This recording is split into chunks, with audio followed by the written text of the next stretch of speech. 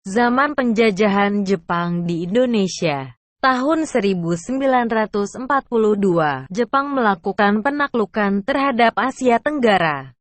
Memasuki Nusantara, Jepang memberikan bantuan kepada penduduk, yaitu faksi Sumatera untuk melakukan revolusi dan serangan terhadap pemerintah kolonial Belanda.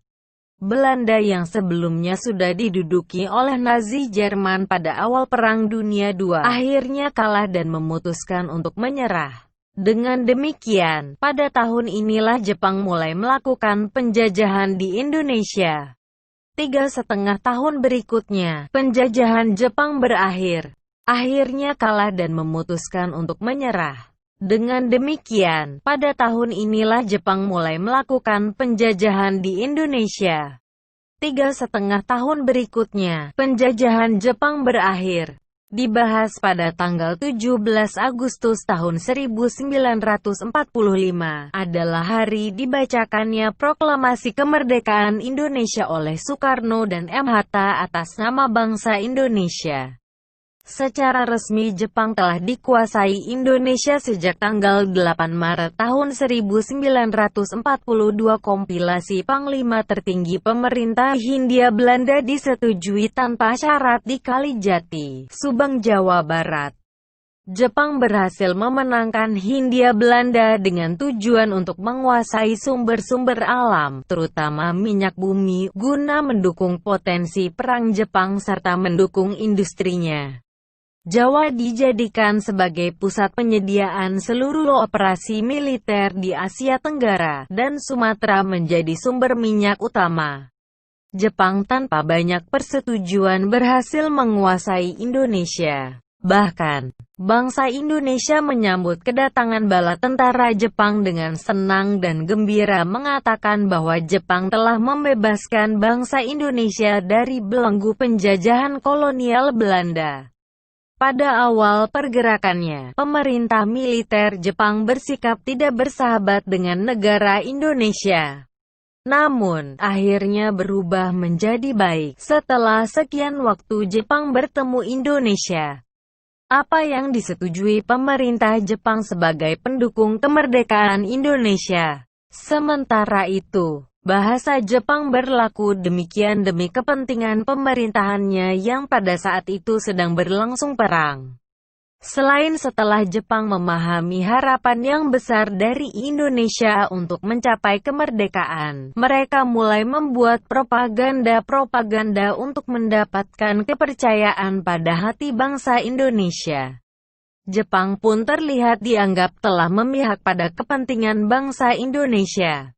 Untuk memengaruhi masyarakat Indonesia agar mau membantu Jepang, maka Jepang melakukan berbagai cara antara lain sebagai berikut. 1. Bendera merah putih diizinkan berkibar. Lagu Indonesia Raya diizinkan untuk dinyanyikan. 3. Bahasa Indonesia diizinkan digunakan sebagai bahasa pengantar. 4. Mendirikan berbagai organisasi. Selain upaya-upaya berlaku manis, Jepang juga akan membentuk organisasi yang akan mendukung kepercayaan Indonesia yang ada di pihaknya. Organisasi-organisasi tersebut antara lain: 1. Gerakan 3A merupakan organisasi pertama yang didirikan Jepang pada tanggal 29 April tahun 1942 yang dipimpin oleh BPK Syamsuddin. 2. Majelis Islam ala Indonesia (MII) atau Majelis Syuro Muslimin Indonesia (MASYUMI), dibentuk pada tanggal 22 November tahun 1943 di bawah pimpinan Kiai Haji Hashim Asy'ari. Menjadi organisasi Islam yang didirikan oleh Jepang. 3. Pusat Tenaga Rakyat didirikan pada tanggal 1 Maret tahun 1942. Organisasi ini dipimpin oleh 4 serangkai, yaitu Ir. Soekarno, Drs. Muhammad Hatta, Ki Hajar Dewantara, dan Kiai Haji Mas Mansur. 4. Jawa Hokokai, Himpunan Kebaktian Jawa, didirikan pada tanggal 8 Januari tahun 1944. Organisasi ini dipimpin oleh pejabat-pejabat Jepang. Propaganda terkenal yang diusung Jepang adalah Gerakan 3A. Propaganda Gerakan 3A tersebut yaitu, Jepang Pelindung Asia, Jepang Pemimpin Asia, Jepang Cahaya Asia. Pada awal Gerakan 3A dikenalkan kepada masyarakat Indonesia, dicari pemerintah Jepang menjanjikan kemerdekaan bagi Indonesia. Namun, Gerakan 3A hanya bertahan sementara. Penyebabnya adalah simpati masyarakat Indonesia terhadap gerakan itu menurun. Sebagai gantinya, pemerintah Jepang menawarkan kerjasama yang menarik, yaitu membebaskan pemimpin-pemimpin Indonesia yang diterima Belanda, seperti Soekarno, Muhammad Hatta, Sultan Syahrir dan lain-lain. Pengalaman dari penjajahan Jepang di Indonesia sangat beragam, tergantung di mana penduduk itu tinggal dan bagaimana status sosial orang tersebut. Jika tinggal di daerah yang berkepentingan dalam perang, akan mendapat siksaan. Wanita yang akan melayani seks, penahanan, pembohong atau pembangkang, memberikan hukuman mati. Untuk perang lainnya, orang Belanda dan campuran Indonesia-Belanda adalah target utama dalam penguasaan Jepang. Sebagai negara imperialis baru, Jepang membutuhkan bahan bakar untuk memenuhi kebutuhan industrinya dan pasar untuk barang-barang industrinya. Mereka dapat memenuhi industri dengan mengolah tanah atau daerah jajahan itu.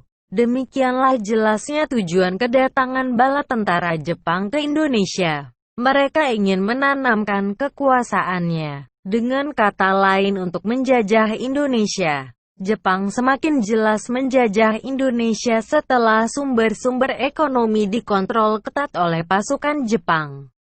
Pengontrolan ini dilakukan untuk kepentingan perang dan kemajuan industri Jepang. Cara-cara yang mereka lakukan adalah: 1.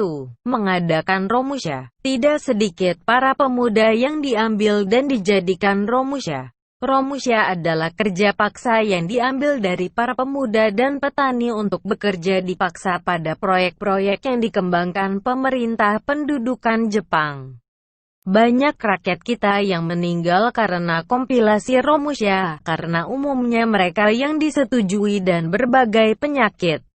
2. Para petani diawasi dengan ketat dan hasil-hasil pertanian harus diserahkan kepada pemerintah bala tentara Jepang. 3.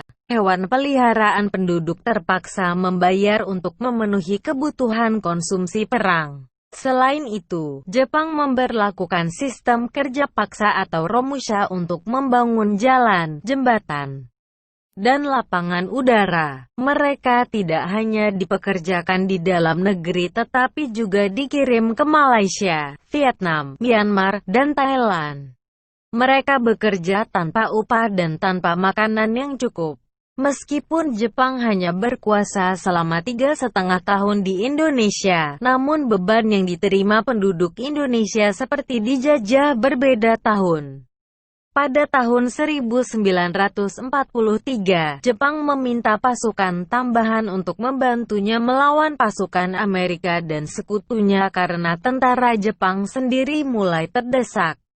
Hal tersebut mendorong Jepang untuk memberikan latihan kemiliteran. Jepang berharap organisasi kemiliteran yang telah berhasil akan membantu Jepang melawan sekutu. Organisasi kemiliteran yang dibentuk Jepang adalah sebagai berikut. 1. Seinedan, Barisan Pemuda, beranggotakan pemuda pilihan antara umur 14 sampai 22 tahun.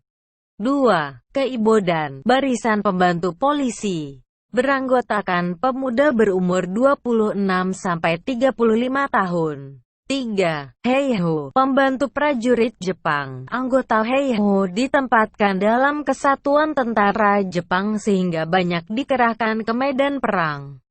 4. Pembela Tanah Air, PETA, didirikan pada tanggal 3 Oktober tahun 1943.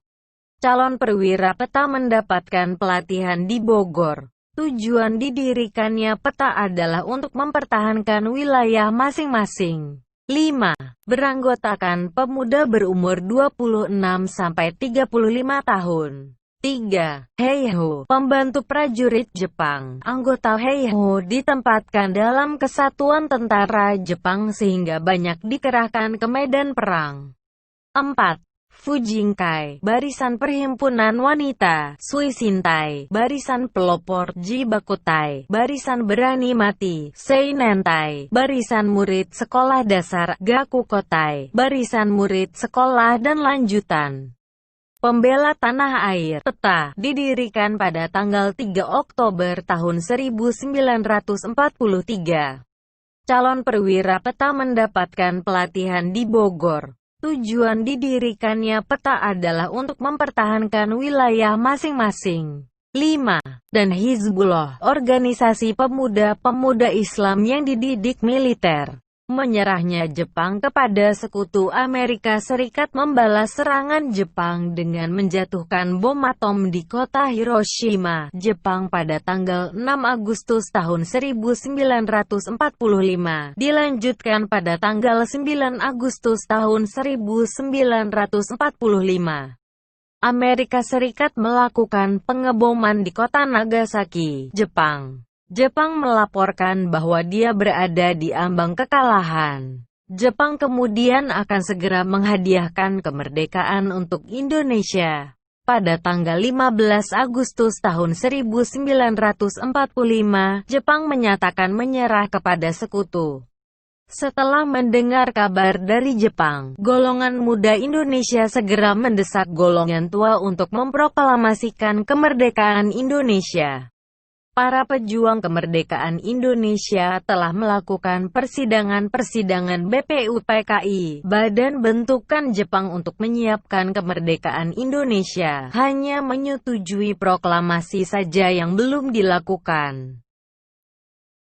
Bahkan, pada tanggal 16 Agustus tahun 1945, PPKI, panitia yang melanjutkan tugas BPUPKI, menggagalkan persidangan karena adanya desakan dari golongan muda untuk segera memerdekakan Indonesia. Tanggal 17 Agustus tahun 1945, setelah melewati peristiwa-peristiwa bersejarah demi mencapai kemerdekaan, akhirnya Indonesia memproklamasikan kemerdekaannya.